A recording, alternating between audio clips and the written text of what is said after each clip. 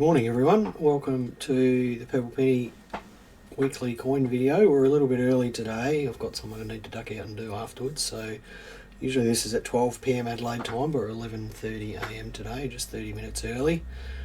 My name's Mark. I own and run the Purple Penny along with my wife Catherine. We're a small family owned coin shop in the northern suburbs of Adelaide at a place called Mawson Lakes.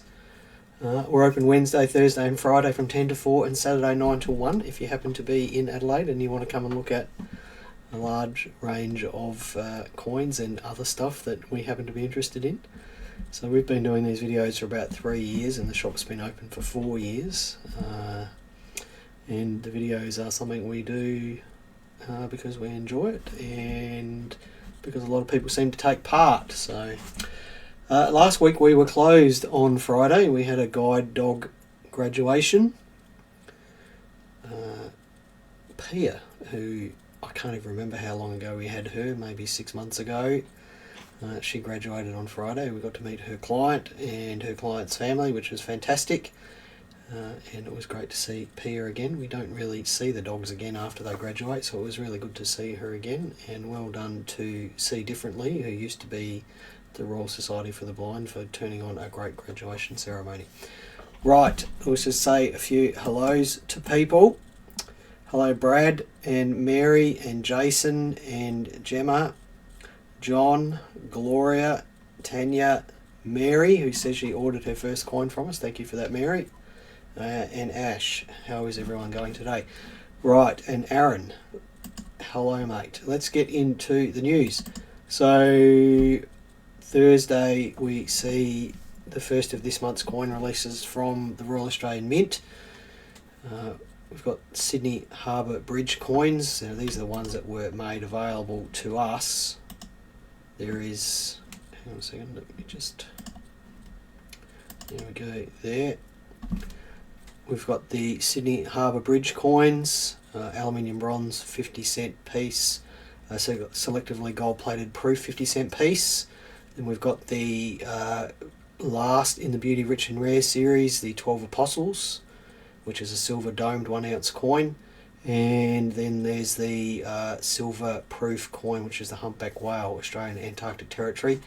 Now, you probably know by now that the Mint isn't releasing those through their website again. They're still doing their best to get their website working appropriately for people. So if you want those coins, you're going to have to get them off of a dealer or go through the call centre or go to the Mint in Canberra and buy them over the shop, over the counter there. Now, we will have some of the aluminium bronze Sydney Harbour Bridge coins up on our website on Thursday morning. The rest of the coins there, we're completely oversubscribed already on those, so none of those will be available on the website on Thursday. Thank you to everyone who has expressed interest in those. The Humpback Whale coin is going to be very hard to get hold of. We only got a tiny allocation of those. It's one of these co-releases that the Mint is doing with the coin company in Western Australia, so they are going to be terribly difficult to get hold of, so I do wish you the best of luck for those. There is another set of releases later in the month of August, and I'll talk about those next week again. So thank you to Gary, who brought up the next item for me, which was about a coin found in a cave. And thank you, Gloria, for pointing that out. I will talk about that coin theft a little bit later. Gary, who pointed this find out, the Jewish Antiquity Authority found a silver half shekel coin in a cave in a national park, which is on the western shores of the Dead Sea. The Dead Sea being on the eastern side of Israel. And it's a half shekel. It dates to 66 or 67 AD, which happens to be the first year of the first Jewish revolt against the Roman occupation of Israel. So what makes this interesting is that firstly, the Jewish rebels actually created coins specifically for use during the revolt. This one is dated to the first year of the revolt, about 66 or 67 AD, which makes it exceptionally unusual. And what I find is unusual is it was found in a national park or a nature reserve. Again, I'm baffled by the idea that you can find these sorts of things buried underground or in caves or under rocks or whatever in certain parts of the world. Now, the Jewish revolt lasted for about 7 years. It went from 66 AD to about 73 AD, and in 70 AD the Romans surrounded and then occupied and then sacked Jerusalem. They burnt the whole thing to the ground, which isn't a great thing. And then the actual revolt ended in 73 AD at the mountain fortress of Masada, where the remaining Jewish rebels actually effectively committed suicide. So, interesting historical artifact found there in Israel, in a cave in a national park.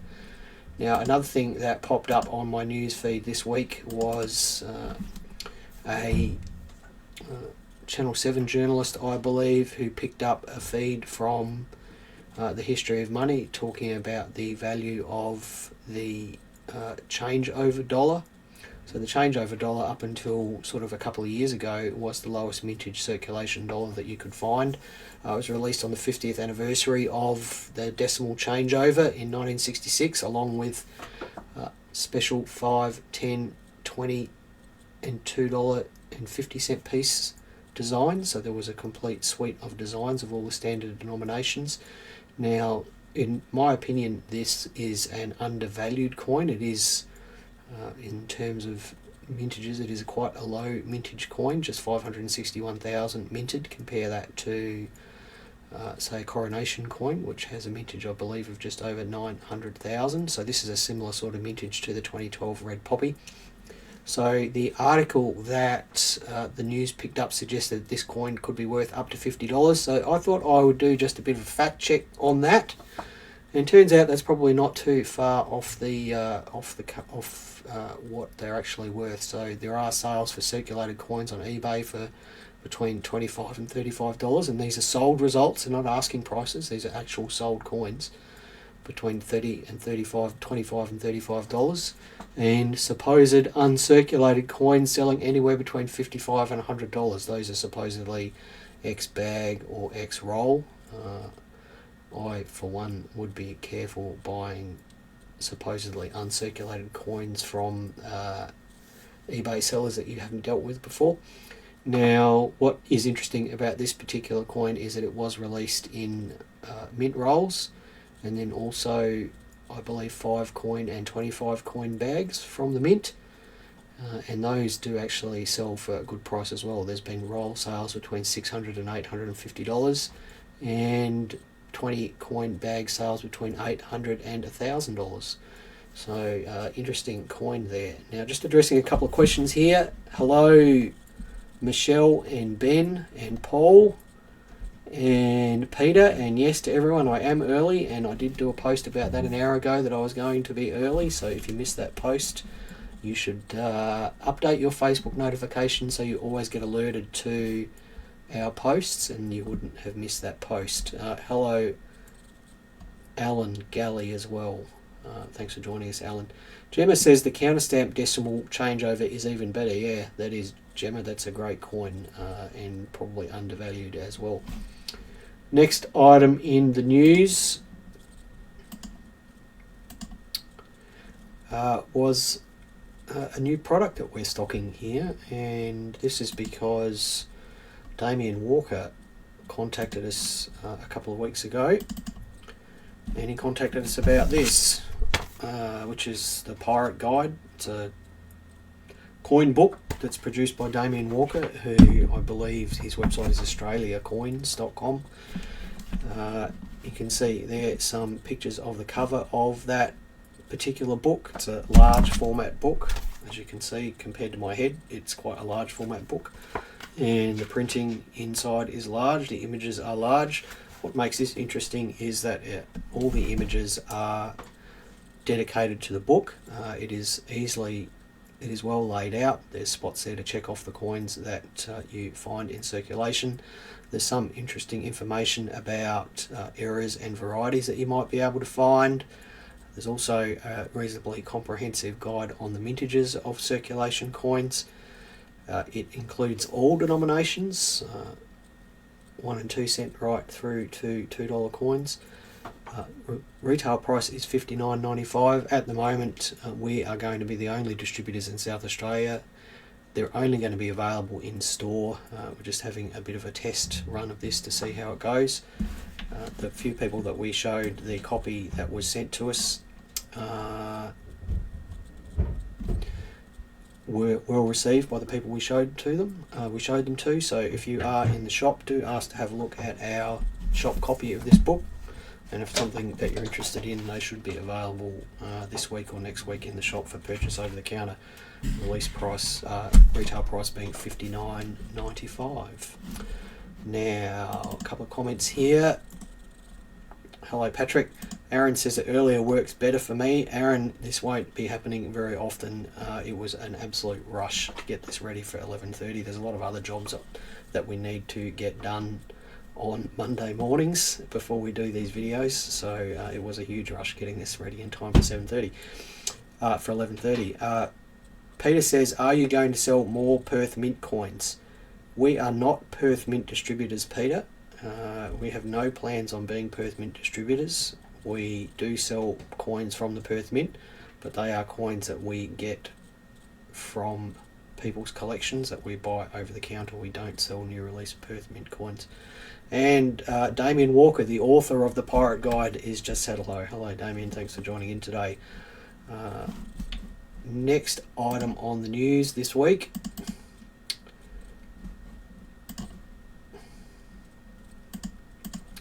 is the new $5 note design. Now, you would know if you'd watched these videos last year that after the Queen passed away, there was a bit of debate about what was going to appear on the new $5 note, whether the King's portrait would appear on that, and the Reserve Bank at the time reserved the right to not have the King's portrait appear on the new $5 note. Last week we got asked a question about when the new $5 note would be released into circulation, and I suggested probably next year sometime. Well, Joel from A History of Money actually got the opportunity to ask the Governor of the Reserve Bank, whose name's escaped me, Philip Lowe, I think, got to ask him some questions at a conference last week, and he said that it would be at least 2 years until the new designed $5 note was available because of a large stockpile of existing $5 notes with the Queen's portrait on them. So at least 2 years until we see the new $5 note. More banknote news was that Myanmar, which of course used to be known as Burma, is releasing a new high denomination note. Now, colour me suspicious about military juntas and out of control economies issuing large denomination notes. Generally it's a sign that the economy of the country is going down the toilet. Now, I won't say that because of course the military junta in Burma has said they're not doing this because the economy is going down the toilet.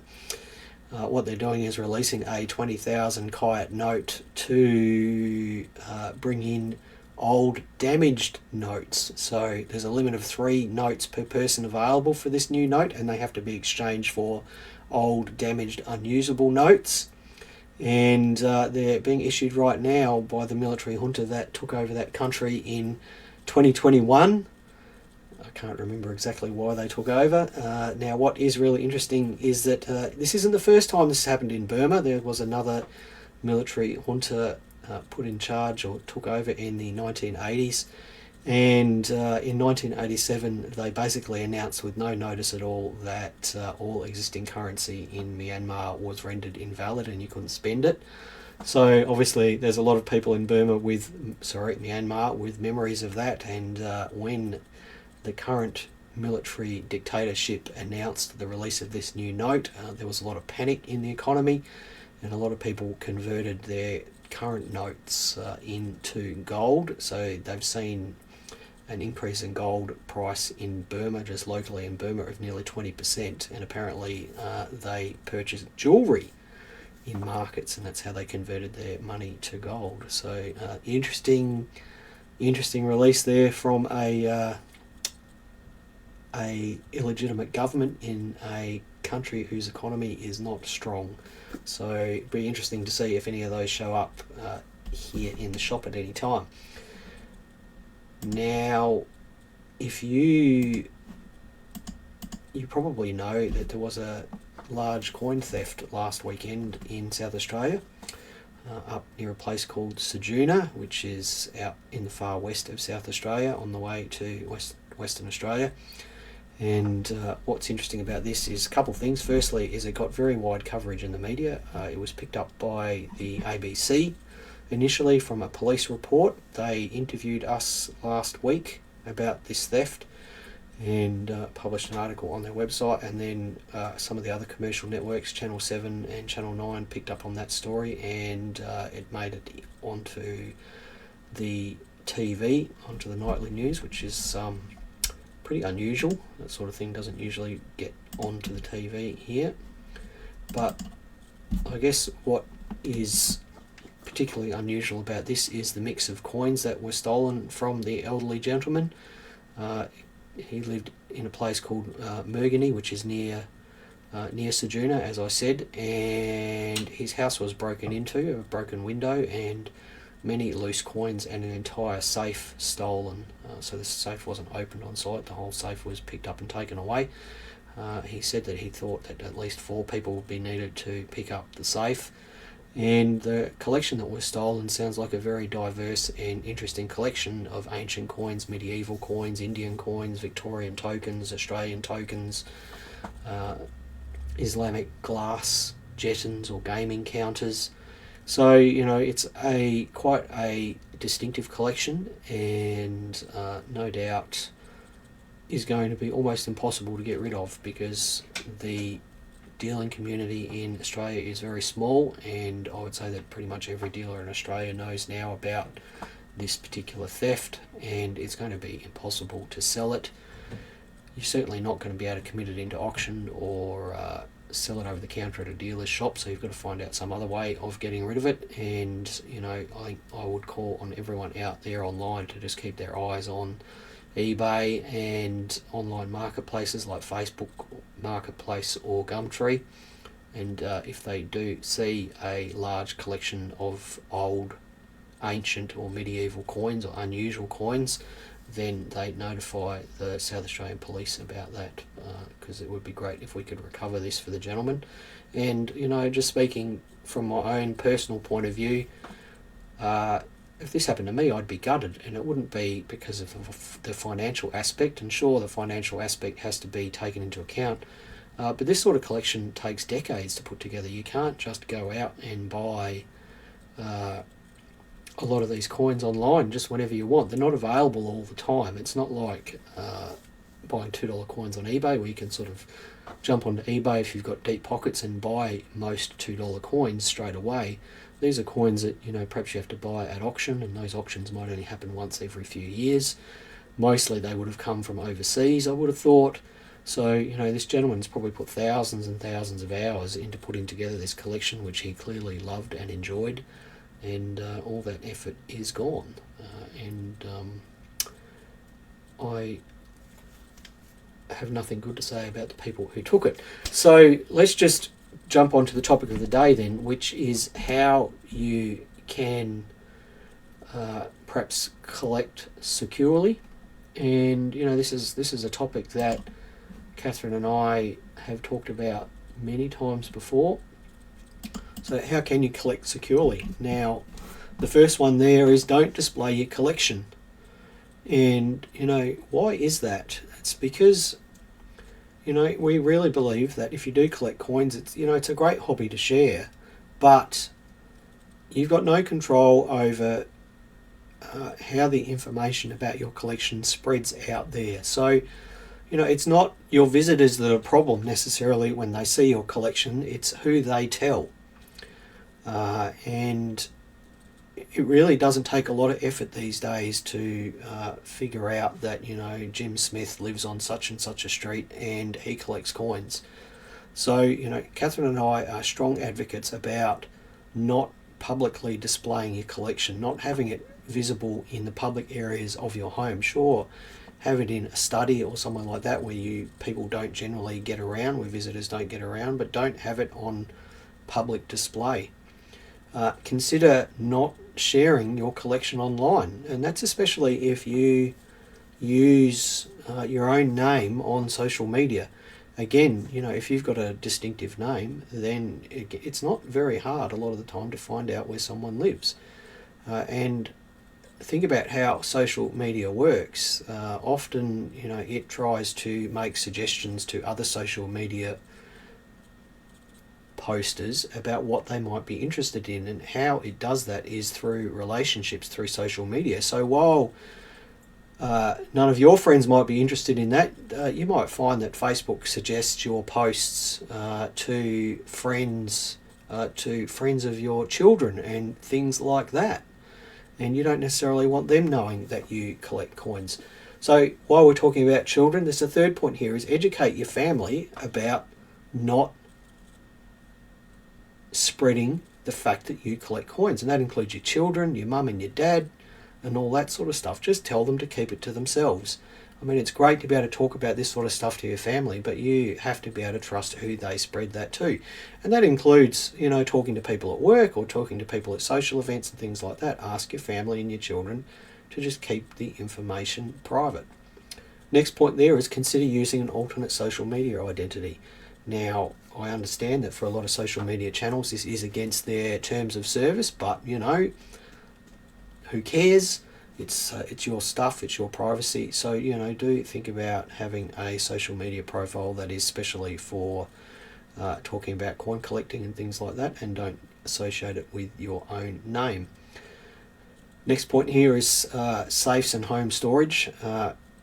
I think safes can be a good thing. I think that small safes that can be picked up by 2 or 3 people are almost worse than useless.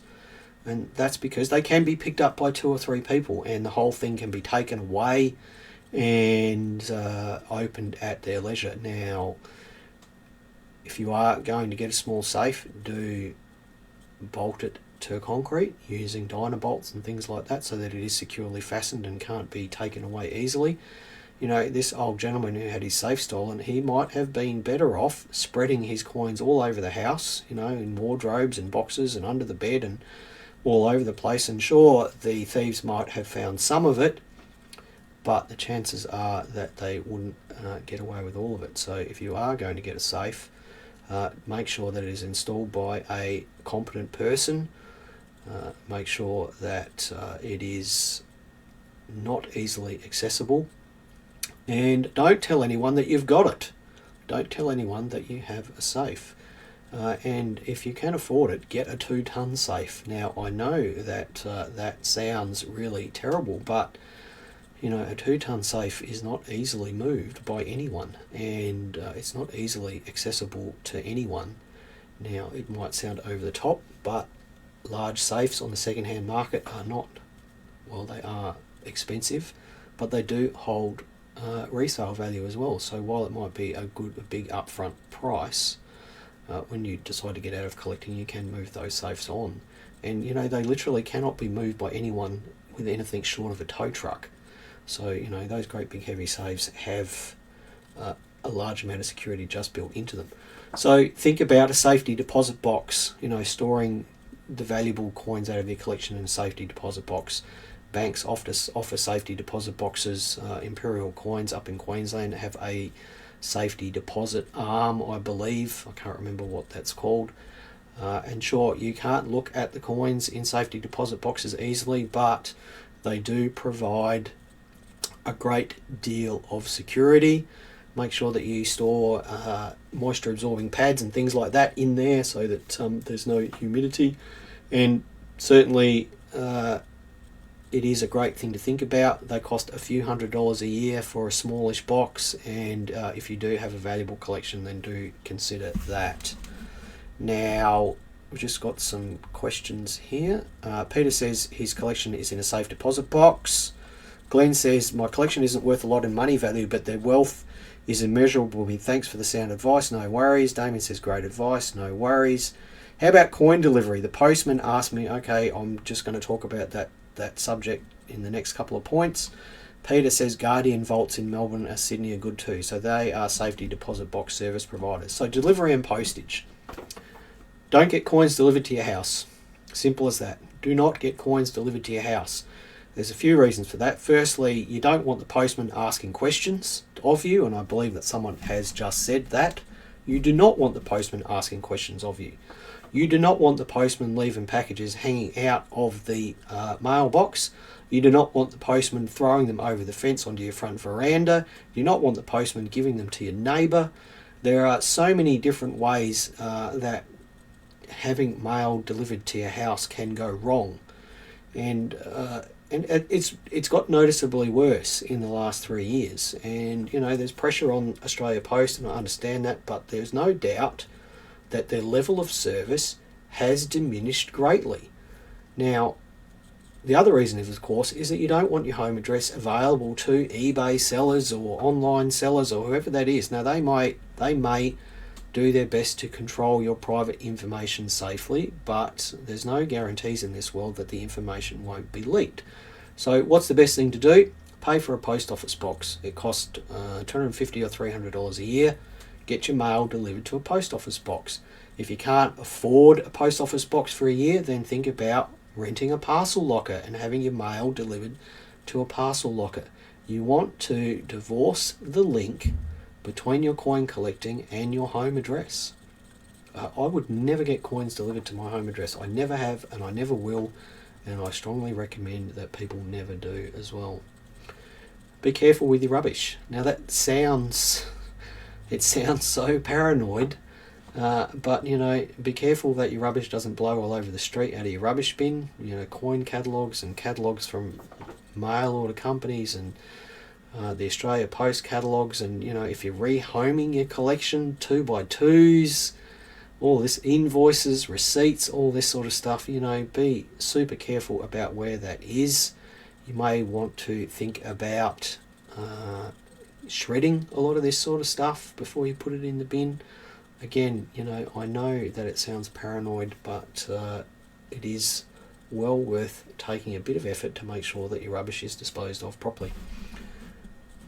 Peter says, if selling, change your email profile so that returns are sent to your postal address, as those dangerous fools at eBay default the return address to your home address. Thank you for that advice there, Peter.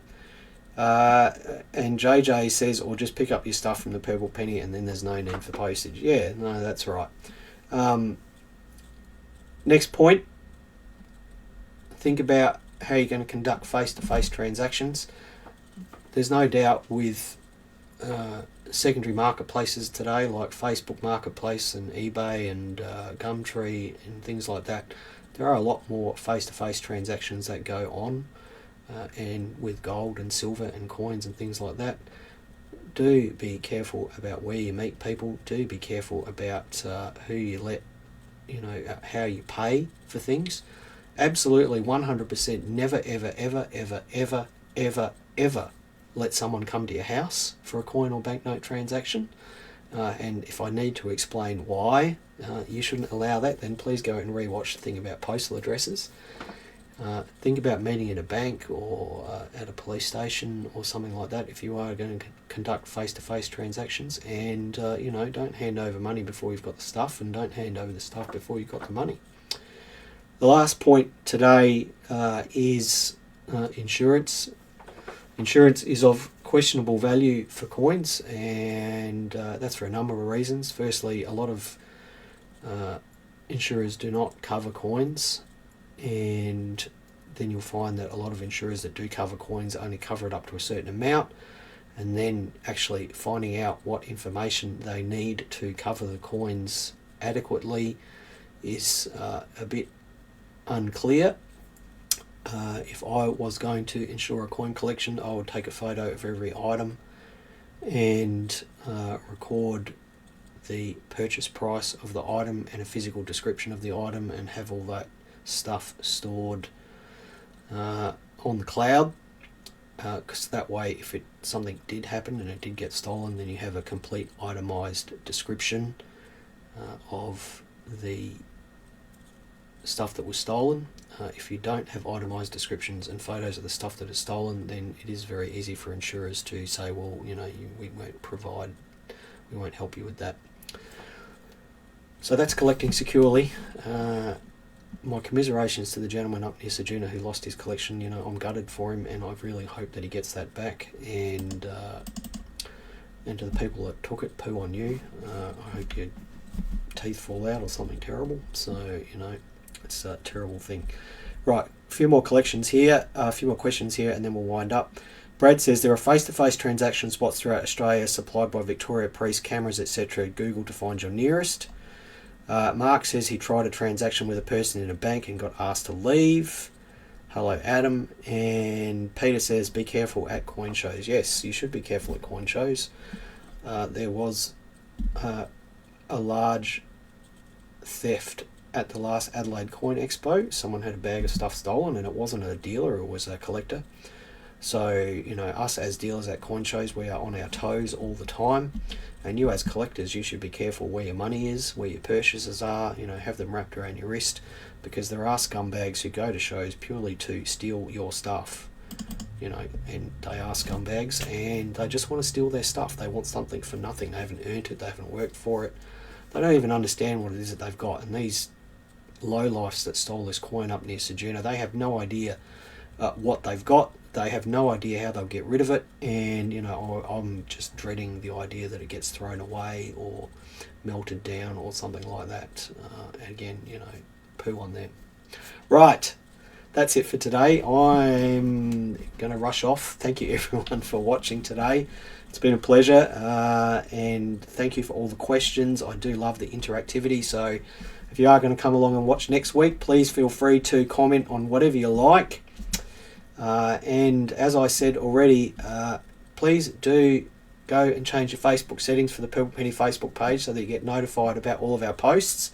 And that way, when I do have to have something early, like I have today, you'll see the post, because I did make a post an hour and a half ago saying that we'd be on a half hour early today. Thank you everyone for watching. Thank you for your lovely comments, and we'll see you next week. Bye for now.